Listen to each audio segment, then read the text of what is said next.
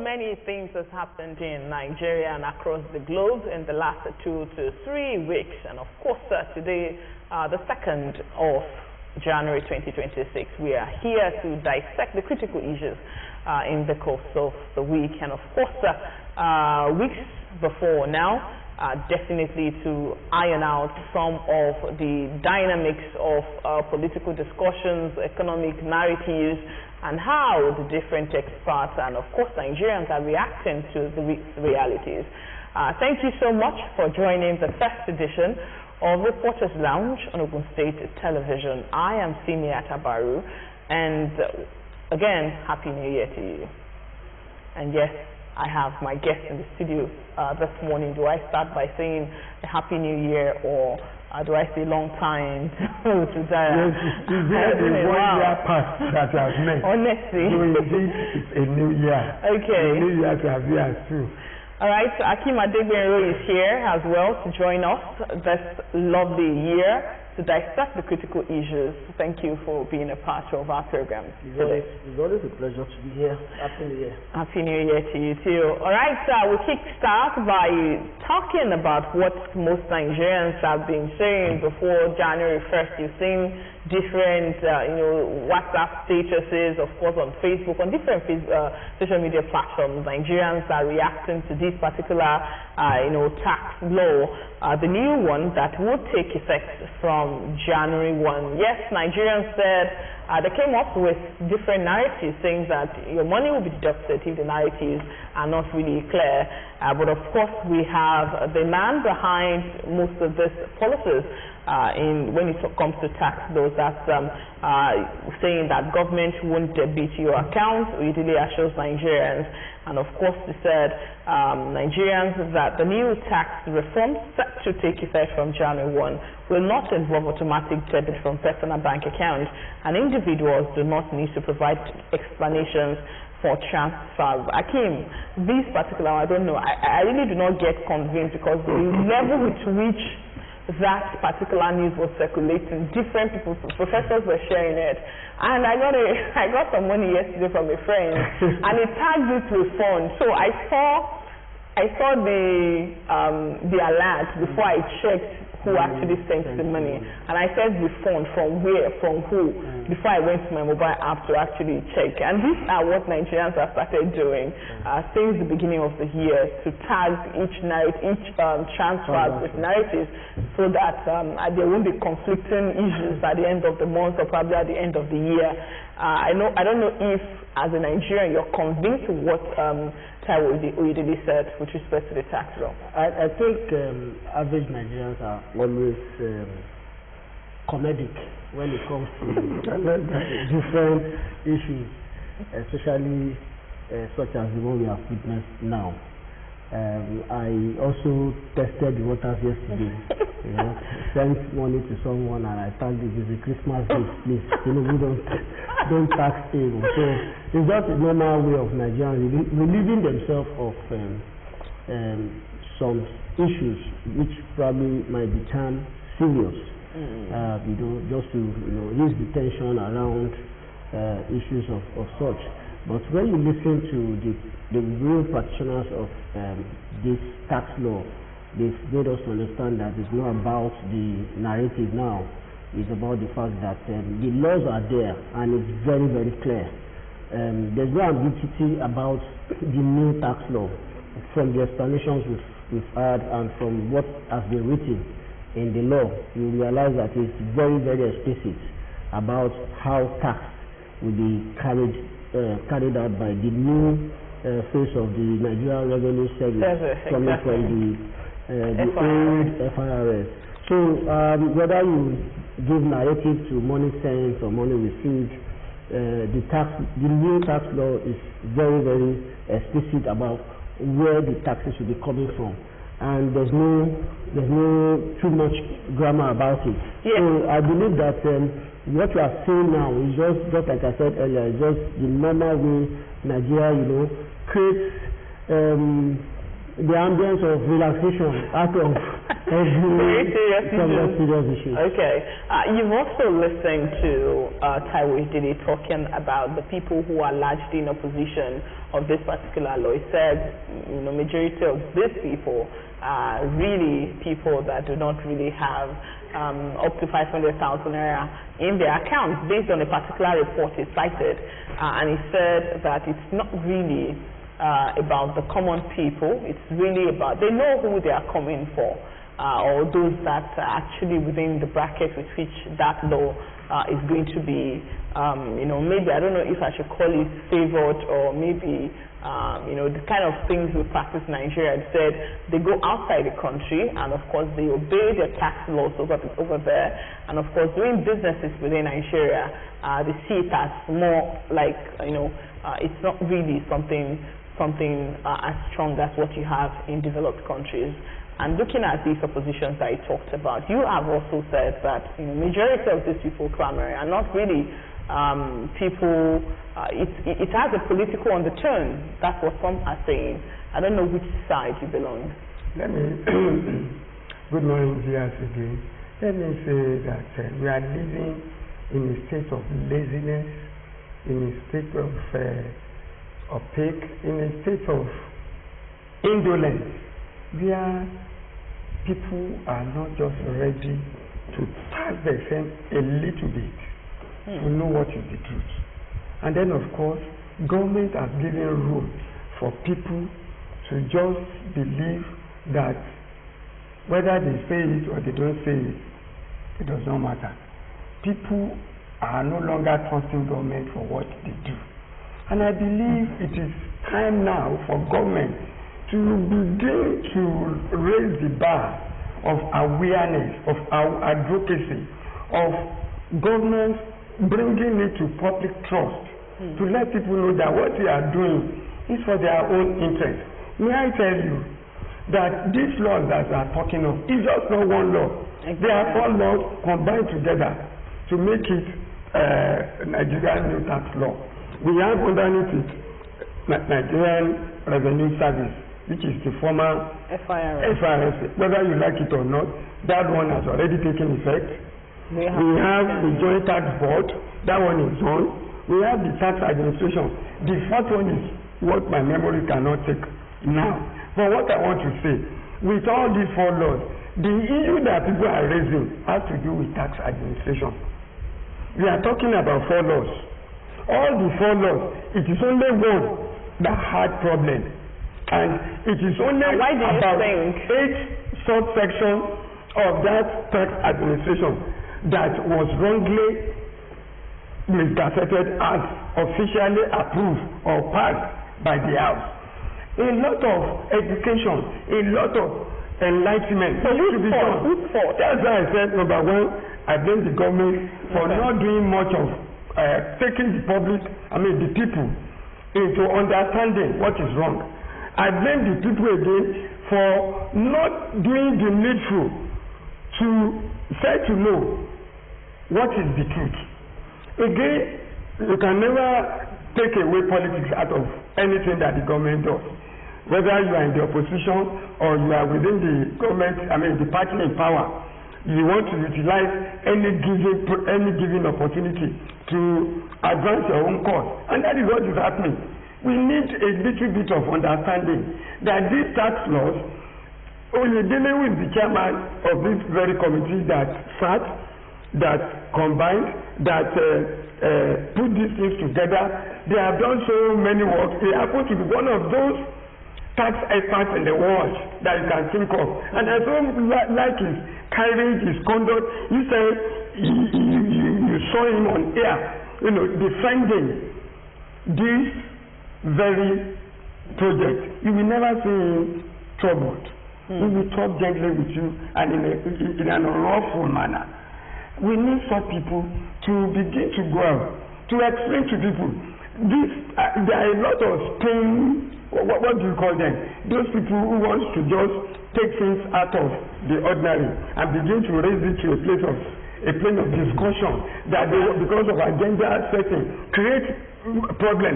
Look at how many people that have been told that each time you send money in your narration, you need narration.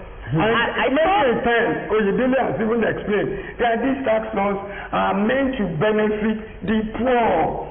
That anybody earning above 10 million, they are not likely to be affected. They are likely to be affected with this law. Part of what is challenging at this time, for people to raise this level of awareness and of course this level of distrust, in government policies, would be that there are so many issues with the Nigerian banking system as well. Which of course some have said that these laws would be guiding most of those things. They talk about money laundering, they talk about corruption, money being kept in different places and all of that. And of course some are actually also beneficiaries of most of these stolen funds.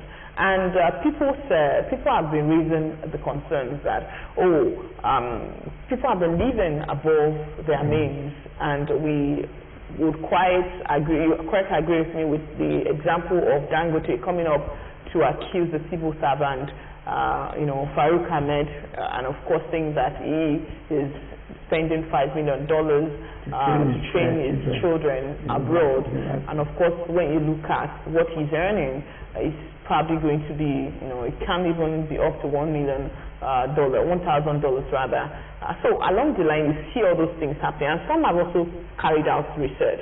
And one of my lecturers said it is actually corruption funds that is within the system, that the moment you kill corruption, Nigeria might not really have, that was more like a research conducted, so that stolen funds are the ones going around, not really, because at the end of the day, you look at how people earn, what they earn, and how they live at the end of the day. So is that also not, something why some people are also, maybe I should ask that. No, let me, that I've been agitating my mind for so long. I've said it at private discussion with people. Most people see the police as the most corrupt institution in Nigeria. But I've been telling people that we have corporate licensed corrupt institution in Nigeria. And the banking institution, I'm not mentioning any bank, the banking institution have lived with what we have been saying from the early middle 90s till now as such corporate licensed corrupt institution. Because with the way those who are managing banks are living, you begin to wonder, when did they start this business? How did they get this amount? A lot of people have had their money, managed in such a way that you begin to wonder, why all these debits taken away from accounts? A lot of people have had their accounts, whether they were running it or they are still running it, being used by even banking officials to do corrupt means, do money laundering. We have cases abound that we know, those who have domiciliary accounts that were not running, that have been using anyhow. And so this kind of mistrust will thrive in an environment like this. I think it was time the government began to set watch on the banking institution. They are not giving the much needed banking confidence to the Nigerian public as it were today. I'm not saying it whether the government likes it or not. With the way banks are operating, a number of Nigerians, probably I'm saying it without any fear of doubt, that we in the southwest seem to be, or in the south generally, seem to be the ones imbibing banking culture today. I've seen even those who are being encouraged to get engaged in banking that are being discouraged. A lot of people will go to the ATM to get money. Either will they get there, if it is not the bank they are using, they will not have their transaction concluded, and yet the money will not be returned to them. Many are fined immediately. So these are things that are giving people concern about the banking culture. I recently visited, one of the banks around Okelewo Axis, and I wanted to use the ATM. and of course I saw the state of the ATMs, dusty, more like abandonment. I didn't know that it's actually dispensing, and that's what you see in almost all the banks now.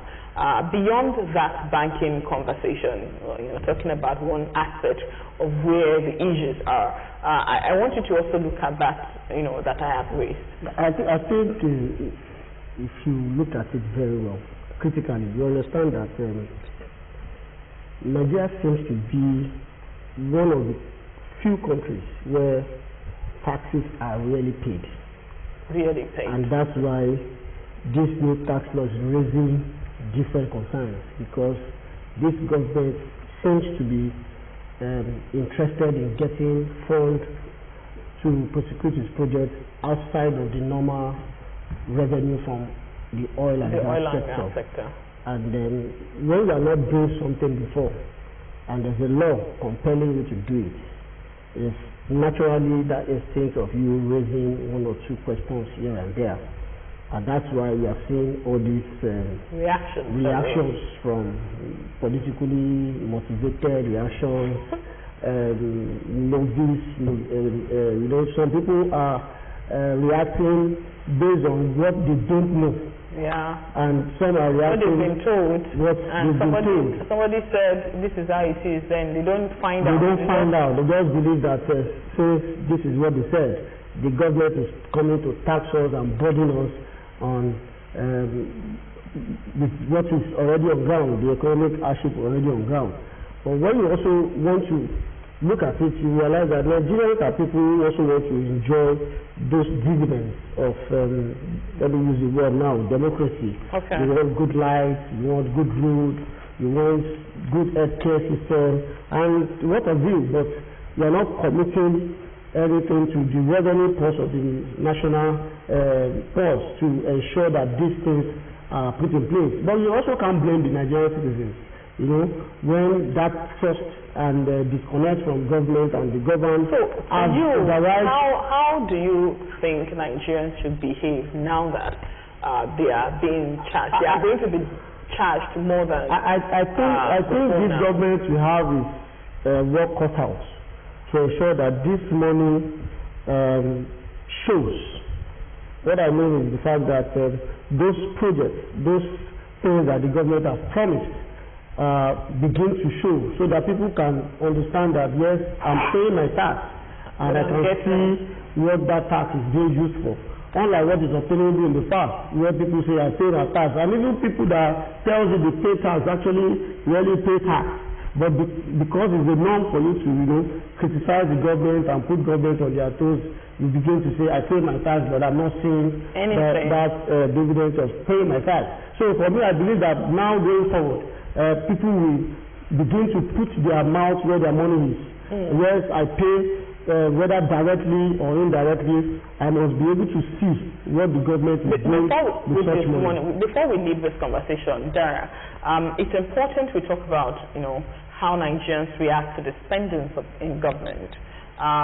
You buy cars, you buy on bad roads, you buy, a lot of things. Government prioritize a lot of things, and experts have said that we don't prioritize well. Healthcare is not really well devoted to. When you check the budget of 2026, for instance, you see different allocations that are not actually meeting the UN what's it called? The UNESCO standard on education, health. WHO, you see all those things, and yes, you see how extravagant our government tries to spend. They ensure that they have the best of everything. So is this still going to, just like Akeem said, that when you're introducing something new to the people or introduce something new, you see reactions. Is this also going to be a balanced reaction, sort of? Will government, now that we know how they spend, will they also have that mind to do a self-reflection and prioritize rightly for the people moving forward with these tax laws? Okay, let me just reiterate the list of those laws for the purpose of understanding of our people. I mentioned, number one, the Nigerian Revenue Service Act, which has transcended from Federal Inland Revenue Service, Non-Nigerian Revenue Service. That one has already taken effect. Joint Revenue Board Act. That one recorded has taken effect. The Nigerian Tax Administration Act. Then the Nigeria Tax Act. That's the photo. The major is called NTA. You know, the major one that is having problem, like I said, is the Nigerian Tax Administration Act. And only 8 subsections of the act is having problem. But that does not mean that we should throw away the baby with the water, because those subsections out of the 4 laws, out of the 4 acts are not doing well. No, they should do the needful. But coming back to your question now, I think it was time those in public office must be seen to be living in what I can call subjecting themselves to public openness, for public to begin to trust them, for public probity, for them not to be frugal, not to be extravagant in the way they are living, because a good number of Nigerians are not living well today. And so when you exhibit extravagancy in the midst of poverty, that will not go well. Okay. And they will not take them for who they are or what they are doing. Okay, we're talking about trust here, and dealing with trust issues, people would have to see the dividend or whatever it is you're making them to pay for. The new tax laws are in place already. There's nothing Nigerians can do at this moment. We've talked, and yes, we reacted. The president even came out to say that, you know, the oppositions are not really, you know, there's nothing solid or, that could weigh whatever it is that the advantage of those laws would bring to the Nigerian people. It's targeted towards ensuring that the people of Nigeria get real dividends of democracy. Whether that is true or not, towards the end of this year we shall find out what of the project they will be doing in this current administration. We move very quickly to something very interesting that happened in the course of the week. You have Malami, that's the former Attorney General and Minister of Justice of the Federation, has been charged with that of money laundering. His son and wife spent New Year in prison, and yes, Nigerians are reacting to that as well. They remember when he was the Attorney General of the Federation, and you ask yourself this question, that somebody that knows the law, and that means there are loopholes in the laws. I don't know, he has not been convicted, but notwithstanding, the different charges put before him. Now his son, his wife, can imagine that. You get so the whole family sort of, and of course I saw a list of property to traced to him by EFCC. Whether that is true or not, the court is here to give a verdict on that. Is this still politicking, or exactly what do you suggest is happening? You see, beyond politicking, I think the way our politicians, unlike what is obtainable in other clients, especially in Africa, beyond Nigeria right now, is the fact that we have politicians who keep amassing wealth as if they have duplicate life to live thereafter. You know, when the former CBN chairman Emefiele was arrested, and he was accused of having over 730-something duplexes. You begin to ask yourself, you have 365 days in a year, and you have 753 of those duplexes. And I'm sure that when you say duplex, it means that duplex might probably be containing more than two rooms. Yeah, exactly. So that means if you are not repeating a duplex in a day, you are going to be sleeping in different duplexes in 4 good years without repeating. So you that's for business, not for sleeping. I'm saying even if you want to sleep in those duplexes, those are insanely acts of a man who is desperate for amassing wealth unnecessarily. Is that strange to you? It's not strange because we've heard of it, but it's strange to a right-thinking person who knows that this world is ephemeral, this your life is not within your grasp. I don't think that's how politicians think. And that's what I'm saying. Lots of them, not all of them. That's what I'm saying, that the way they live their life and the way they amass this wealth, they amass it as if they have a duplicate life. So that if I finish now, there will still be something for me to spend in the thereafter.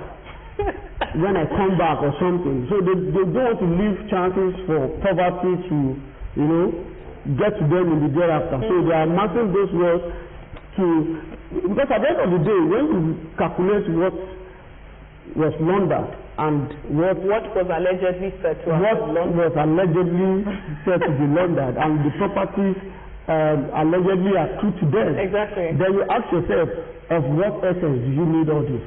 Okay, of what essence? Some talked about this as scarcity mentality that is driving the black man.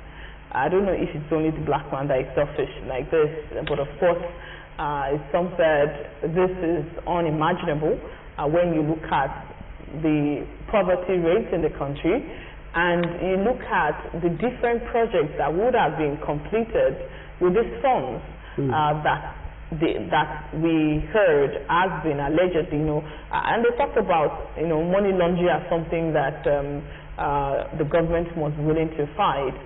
In all forms, they have a way of doing it that they take, funds outside the country. Some even said, when they keep the money within the country and do businesses with it, it's still better than taking it out, and we don't know the source. So whatever fear it is that people have, it shows promptly that people take what does not belong to them, what they cannot explain, and that's one of the reasons they tend to want to take it out so that nobody gets to find out. So is this government, you see the body language, some said it is politics. Do you see this as politics, or you see that this government is really serious about fighting corruption and of course getting more transparent in the business of the day?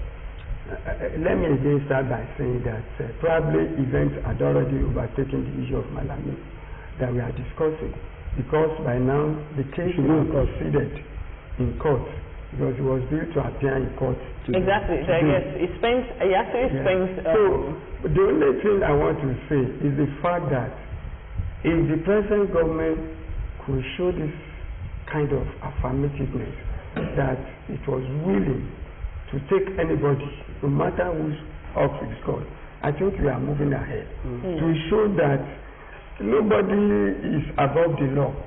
The problem we seem to have had in this country is the fact that we have labeled some people touch not, while those who are just taking peanuts that will not even hurt the child on the street are the ones that you use armor to deal with. But those who are taking the big pill from the national cake, they are left they are left out of the hook without anybody probing what is happening. But you see, that we have a former minister is not going to be the only one that. So is it not possible that the system actually, curtail this excess? They talked about immunity when he doesn't even have immunity. He doesn't have immunity. Exactly. So why is it that the system is not built in such a way that at the time they are making this act, doing all these things, the system is able to stand by itself and make corrections and, flag some of these things such that we don't get to have a situation where you wait for the administration to end, then you now see that they now said it's witch hunting or this or that. And of course they also said if you are in APC, maybe it was said, I don't know if that's true, if it's a ruling party. So that's why some were looking at it from the position of whether it is politics, whether there are some people that are untouchable because they are also cronies of the government. Yes. You see, the person that is on the headship of governance will determine the kind of governance you want. And that's why a lot of people say the body language of whoever he heads the government will determine how the government operates. I think if you want to really fight corruption in the country now, the leadership of government should bring itself open, make itself open. And that's why a number of people have been saying we should begin to look at the act of immunity that have been giving the presidency as well as those in governorship position or occupying governorship seat in this country. Or not until after they have exited government, that is when you can start trying them. I think whatever, because of the level, the magnitude of corruption that we have seen in this country, we should begin to look at, because I know that it looks as if the House of Reps, they are looking into a number of amendments to our law. Maybe if they start amending this act, what we are saying now will not happen, because once a leadership knows that he is subject to probe, he will not allow his cronies or any member of his cabinet. They will not be tolerated to so do act. We have seen in Senate class, Italian Berlusconi, who once headed Italy. He was just there. We have seen the France Sarkozy equally. You know, a number of people like that. In Africa, but the problem we have is being firm. We are not getting affirmative decisions taken. The issue of naming and shaming is our problem. Okay, naming and shaming is critical. I think beyond. You have 30 seconds. Okay, I think beyond the issue of unity, what Senior is trying to say, and what I've also, said in time past, is the fact that we need a system where everybody is in the database. What you earn and where you live and how you live your life is in the database. There's no how one person should have access to this kind of money where there's no check and balance. And when you have those systems surrounding it, it makes it difficult for just one person to have access to this large fund until when you have those in place. You might not get through all these issues. And then we need to go back to our moral value regeneration. Okay, that's another interesting conversation to have, but that won't be today. We would have to discuss it later. Yes, you have the defense headquarters reacting that damage assessment of joint U.S.-Nigeria airstrikes ongoing. Towards the end of December, on the day of Christmas itself, something happened. Something I don't know if it was strange. 24th, Christmas Eve. It was around Christmas, maybe I think 12 hours, 12:30 there, about more. It's really so Nigeria on Christmas Day. So Nigerians were reacting. Said the U.S. Before now, people were saying the U.S. should not come into Nigeria. The manner with which the U.S. is going to come, we do not know. But of course, a large number of Nigerians, because of the history of America, criticized the fact that they wanted to come to Donald Trump's tweet saying that it was going to come gun a-blazing, you can imagine. So you have that reactions before then, and afterwards what we saw was that, Nigerian government actually had an agreement with the U.S. government, and that led to that Sokoto strike. On New Year's Day we also heard about the Kaduna. I don't know if it was true, but I've been trying to get the facts right. So all this, Nigeria trying to fight insecurity. And some said Nigeria's security challenge is really about politics as well. Politicians will always have one way or the other to defend or to oppose any policies or any actions of government. But one thing is clear, from the opposition and from the ruling power, there's one cardinal meeting point, and that meeting point is the fight against terrorism and insurgents. And if that is really the meeting point, I'm sure that the U.S. airstrike on the enclave or ISIS in Sokoto should not be a subject where we begin to castigate the initial castigation when Trump made that first tweet about coming to Nigeria, if if they did not, the Christian killings did not stop. Castigation really did not really happen when they heard about this. But of course, you know that some were saying, the Gumi came out to say that they should stop whatever US is coming to do in Nigeria. Some said he has interest in what is going on. And of course, the war, the people that are benefiting really from such a system, such insecurity, might not really want the US to find out. Yeah, benefiting from insurgency or banditry is still in quote. A case of there was no fact on the table to say Gumi is benefiting. No, I'm just trying to mention names. Some people are benefiting, or so other person is benefiting. There's no real fact on the table. Yes. What I was saying initially is the fact that whether you are in the opposition, whether you are in the ruling party, one thing is clear, and one thing that Nigerians actually want to see is the real fight against banditry,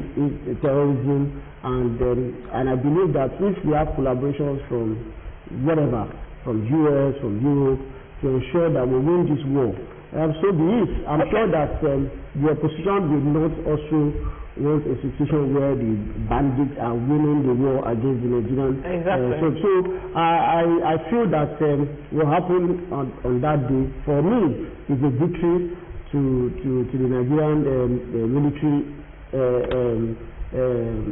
entrusted to protect the integrity of Nigeria. I believe also that going forward there must be coordination, there must be synergy between the Nigerian military hierarchy and whoever is supporting in this fight, so that we can win this war. And I believe also the fact that immediately after that strike, the morale of the military even came up. And we started seeing so many wounds here and there. And that is more what Nigerians really want. We want to see, most of these things we discuss about the economic challenges still boil down to the insecurity we've been saying. Most people don't go back to their farms because they are scared of being kidnapped or being whatever, and that's also affecting the foodstuffs you see in the market. So once insecurity is brought to the front burner, and we can secure our land, secure our farms, then most of these economic challenges will also economic challenges. You're a peace and conflict expert, and I think we quite look at this differently, which we try to look at the root cause of most of these problems. And earlier we were talking about the budget of different sectors in the nation's economy. And yes, the UNESCO recommendation, all the recommendations given, I don't think we're meeting up to that. And some said education, like Renault said, our ambassador now, he repeatedly says this, and I think I agree with that education is still the biggest way to fight insecurity, because we have to be deliberate about what we put into educating our people. It's easier for somebody to tell a young person that is not educated, has not sent money before, promise him 100,000 naira, maybe the 100,000 naira goes to his family, and then say to the person that when he detonates himself in the public space, maybe in the mosque or in the church, he's going to get 7 virgins in heaven. So it's only education that can make you have a mind of your own to say that that cannot be true, even if you read the holy books. So education, what our leaders are also doing to change the narrative in terms of governance is also critical to fighting insecurity in the land. I don't know where you stand. My concern is, most of the time we are reactive in our response to issues. I think by now it's something I've been festering for more than 15 years now. We should by now be looking at what is the cause. How do we address the root? What are the root causes of these things? Yes, people will tell you they are not educated. People will tell you politics is driven into it. People will tell you because of poverty. It is easy to drive in people to come and utilize them for this cause. However, I will still come back to the issue I raised on the first issue on Nigerian tax law. We don't seem to face issues on their face value in this country. We look at it from the angle of, is it my tribe that is affecting? Tribalism, religion, ethnicism. You know, until we begin to address issues on their face value, we will never get anywhere. And my concern is we should be very careful not to turn these assistance from US or whatever into a religious battle. Because some are saying, Trump kept on saying, if they continue to fight Christians, to kill Christians. And some are saying, the Christians alone in this matter, what of Sokoto, what of Borno? You know, we must be very careful not to turn it into a religious war. Number two, those areas that are affected, we must begin to tell ourselves the truth. What have we done to make life comfortable for those people that are affected?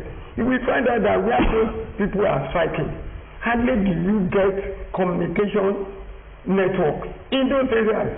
They will have done the evil before there is a reaction from either the government or the military agencies, security agencies that ought to forestall this kind of act. And again, do we need this kind of American strike at all? I will say we need a strike to put a stop to all these shenanigans, because everybody is talking about Nigerian sovereignty. We are in a global community, for goodness sake. There is no way you can isolate Nigeria from the international community. And not every community in the global space has equal powers as others. You are more powerful in one area or the other. For instance, there is no way we cannot exchange communication technology with America, with all the advanced countries, in order to advance our cause. There is no way we may exchange military training or military strategy with all these advanced nations in order to fight this battle. But of course, those who are surrounded by these ills, what is their concern? You know, immediately I heard the strike that very Christmas day, I was taken aback. The following day, the reaction of some people for that on that issue, I was taken aback. How could people be talking like this? Is it that what they did was wrong? And in actual fact, those areas that was even struck by the Nigerian military, by the US military, were said to be onion farms. There was no damage to there was no destruction of human life. But that farms, and then the people that's part of why the narrative is also trying to the wrong narrative to divide us. And a part of what the Nigerian army has been facing and other security agencies in Nigeria is that allegations. Most of the time they get intelligence that a particular place they have terrorists in that enclave, they go there, they strike. The next thing you start to see on the pages of newspaper, they were wrong target, they were farmers, innocent Nigerians were the ones that went to bomb. And they even repeated the narrative after the US actually struck that particular place. And you have the narrative, and at the end of the day you also have people talking about the moles within the security agencies. The moment intelligence is sent to the highest hierarchy or so, passing through the different channels, the next thing, the people they are going to intercept are already aware of the information. So the US coming was more like took everybody unaware, and whoever, maybe that's why some said if they are going to share intelligence with the US and US will do the job, let them do that, since we have modes within our own structure. So maybe that is going to work or not. We're still reviewing the process, the things that is happening in that case.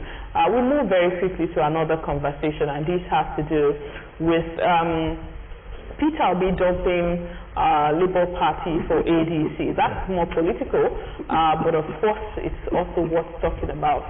Nigerians are reacting, the Obedience are reacting. Obedience actually loves Peter Obi, not because he's in Labour Party. It was because he was in Labour Party, that was why they love Labour Party as well. But now that he's moving, we just have a few minutes to react to it before we take the last conversation, which is on the crash that happened in Ogun State, Lagos Ibadan actually, Anthony Joshua. who lost two of his friends. Blessed memory to these wonderful souls that came to celebrate in Nigeria. Condolences to their family. But then let's talk about my own reaction is this: there is nothing to be cheerful about until events unfold itself. He has just declared that it was the council from officially. It was already with ADC. Okay. So we see how it unfolds.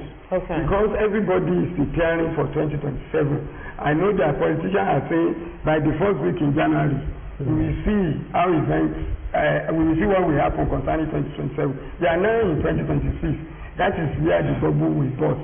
That is whoever is going to stay will stay. But for me, it's not a cheerful news because nothing has happened. Okay. He has only declared. And until we begin to see events, unfolding itself within that party, within other parties, I can tell you, we are yet to see. We are yet to see fire. Fire is coming. Yes, I think Atiku is in ADC. Yoruba is in ADC. Amaechi is in ADC. Few events have already happened in the ADC, even before Peter Obi officially declared for ADC. Everybody knows that the body and soul of Peter Obi is already with the ADC. There's no way Peter Obi will return to Labour Party, except he doesn't want to flag that party flag in 2027. The crisis around Labour Party will not even allow him. The different narratives that they are creating troubles for him in the different now. Some group people said the ADC joined is actually a factionalized ADC. And they've come up with that narrative, and yes. So that's why I said that there's already events going on in the ADC. Last week we heard some stories that Atiku has agreed to step down. Then he came out to debunk. So many intrigues, just like he said, that going forward we begin to see so many power dynamics in the ADC. You have rightly mentioned Atiku is there, Peter Obi is there, Abeokuta is there.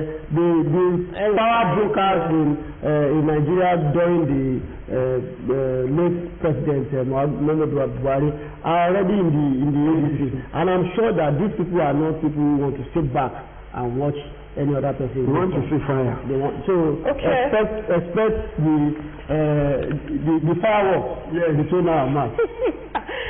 Okay, an unfortunate incident happened in Ogun. That's Lagos Ibadan Expressway. Sorry, I keep mentioning Ogun, but of course it's the Ogun State, boundary. Within the Ogun boundary, that the accident happened, where world-renowned boxer Anthony Joshua was involved in a road accident. In Makun, Ogun State. Eyewitnesses report that the incident occurred along a busy highway of the Lagos-Ibadan Expressway around past 11 a.m. on Monday. And of course, I saw the news. They popularized two died, and I was like, what is this again? On a Monday morning that we've come to this young man. He is in Nigeria, always happy to be home, always happy to celebrate in his home, and of course this incident is so saddening. It saddened a lot of people, and of course he lost two of his friends in that incident. I do not know how you will be coping with the trauma of that experience. Even I, as a person that is not close to Anthony Joshua, I'm not close to those two people. I could not sleep that night. I was just, because I saw the video, I was just imagining a lot of stupid things really. But then it has happened, and yes, condolences to the family of his friends that died, and of course to Anthony Joshua himself. I don't know, they talked about overspeeding was one of the causes of the accident. There was a graphical representation of that accident. The truck passed, some said, oh, the truck was not supposed to be on the road. Some said overspeeding. Was it the driver? FRSC has taken on the driver. A lot of... don't let us dramatize the issue. It's unfortunate that our own Anthony Joshua was involved in the accident, losing two of his partners in the accident. When I saw the video clip, you will know that how did this accident occur like this? The truck that was, I am not trying to make any judgment. The truck was parked far away from the express. The driver, I am glad that our Governor Abeokuta has said that the driver is in stable condition. He has been arrested, is now in Abeokuta. I can't imagine somebody overtaking on the rock side. And he was not only overtaking on the rock side, eventually maybe he did see the truck before he eventually knocked the vehicle on that truck, because the vehicle was parked far away from the road. And I want to believe it's one of these articulated vehicles that have been parked there more than 1 or 2 days. Of course, something could happen in an expressway like that. But the issue now that you rightly said has to do with overtaking. When you see the enormity of the accident, you will know that overspeeding was involved. When this man was being evacuated from that vehicle, you will see the pains, the agony was passing through before he was eventually moved to that place. A lot of lives will have been saved when, number one, you are not overspeeding, even if you are driving on the wrong course. When you are not overspeeding. Number two, when you are on the right path of traffic. I always tell people, see that everybody on the road is smart. Only you is the same person. Don't say because you are competing with one another on the road, for what purpose? The only difference that will be if you and somebody leaves Lagos, you are going to Ibadan, and the one is driving at the speed of 150, you are driving at 80 kilometers per hour.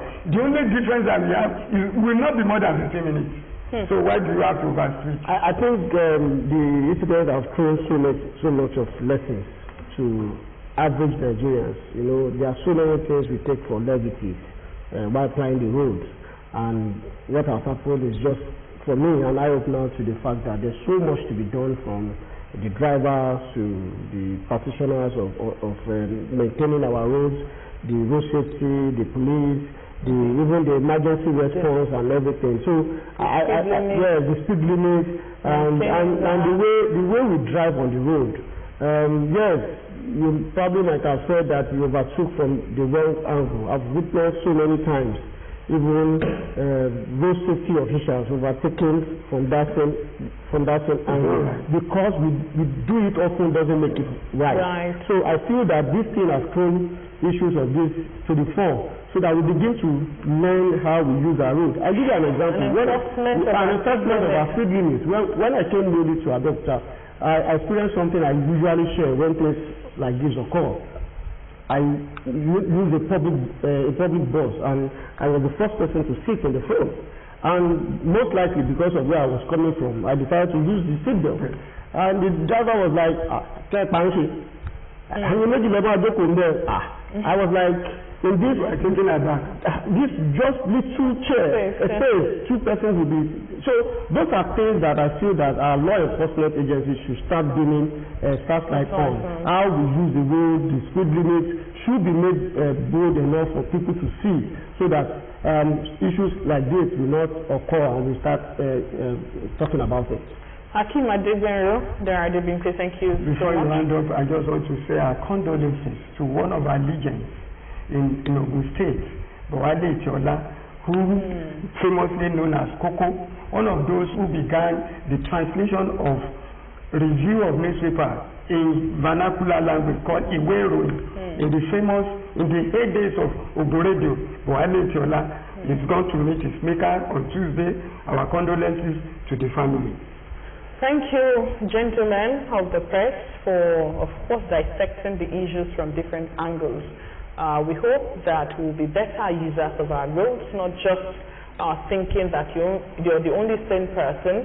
I want us to get to the point where everybody would consider themselves, and of course you know that the other person driving behind you is also sane, so that we can have a better outcome. Thank you for being a part of the first edition of Reporters Lounge today on Ogun State Television. Next week, God willing, we shall be back to discuss more.